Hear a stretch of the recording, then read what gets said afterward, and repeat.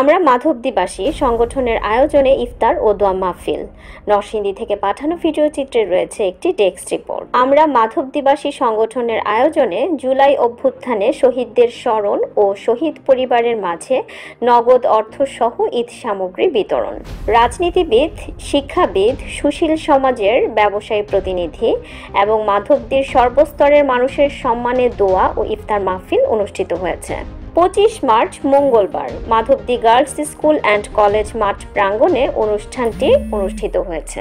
আমরা মাধবদীবাসী সংগঠনের প্রতিষ্ঠাতা আনোয়ার হোসেন আনুর সভাপতিত্বে প্রধান অতিথি ছিলেন বিএনপির কেন্দ্রীয় কমিটির যুগ্ম মহাসচিব ও জেলা বিএনপির আহ্বায়ক খায়রুল কবির খোকন। মাধবদী পৌরসভা যুবদলের আহ্বায়ক মোহাম্মদ সোলাইমান ভুঁইয়ার সঞ্চালনায় বিশেষ অতিথি ছিলেন নরসিংদী জেলা বিএনপির যুগ্ম আহ্বায়ক ও সদর উপজেলা বিএনপির সভাপতি আবু সালেহ চৌধুরী, মাধবদী পৌরসভা বিএনপির সভাপতি আমান উল্লাহ আমান, নরসিংদী জেলা ছাত্রদলের সভাপতি সিদ্দিকুর রহমান নাহিদ, সদর উপজেলা ছাত্রদলের সাবেক সভাপতি কাজী ওয়াসিম ও মাধবদী থানা যুবদলের সদস্য সচিব শাহিদুজ্জামান অপু, নরসিংদী জেলা বিএনপির সদস্য Abdul Baten Shahin, Mosharraf Hossain, Narsingdi chamber of commerce and ইন্ডাস্ট্রির সাবেক প্রেসিডেন্ট আব্দুল মোমেন মোল্লা, মাধবদী পৌরসভা বিএনপির সাধারণ সম্পাদক ডাক্তার মোহাম্মদ জাকারিয়া, মাধবদী পৌরসভা যুবদলের সাবেক সাধারণ সম্পাদক শেখ ফরিদ,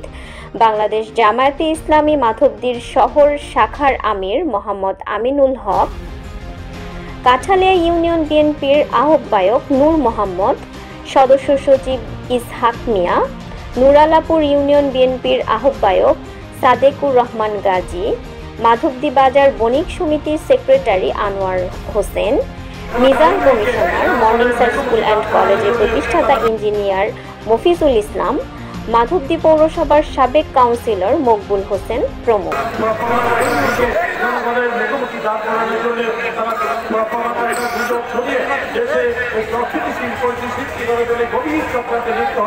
তাই আপনাদেরকে সকলকে সতর্ক থাকতে হবে যেন এই ষড়যন্ত্রকারীরা আবার এই অঞ্চলকে এই শহীদ দিতে না যায়। আমরা যে এই দীর্ঘ 16 বছর আন্দোলন করে এসেছি, সেটা জনগীয় সরকার, একটি মাফিয়া সরকার, একটি জালিম সরকারের পতন ঘটিয়ে আমরা একটি মুক্ত বাংলাদেশ করেছি। আজকে যে আইনের শাসন হিসেবে স্বাধীনতা, ন্যায় বিচার, গণতন্ত্র, মত প্রকাশের স্বাধীনতা, মানুষের মৌলিক অধিকার প্রতিষ্ঠা করার জন্য এই অন্তর্বর্তীকালীন সরকার দল আমরা চেষ্টা করছি। আমাদের দলের একটি লন্ডন থেকে প্রতিদিন আমাদেরকে নির্দেশ দিচ্ছেন যে অবাধ নির্বাচন করার জন্য, জনগণের সরকার প্রতিষ্ঠা করার জন্য যে অবাধ সুষ্ঠু নির্বাচন যেন হতে পারে, সেই জন্য অনুকূল পরিবেশ সৃষ্টি করার জন্য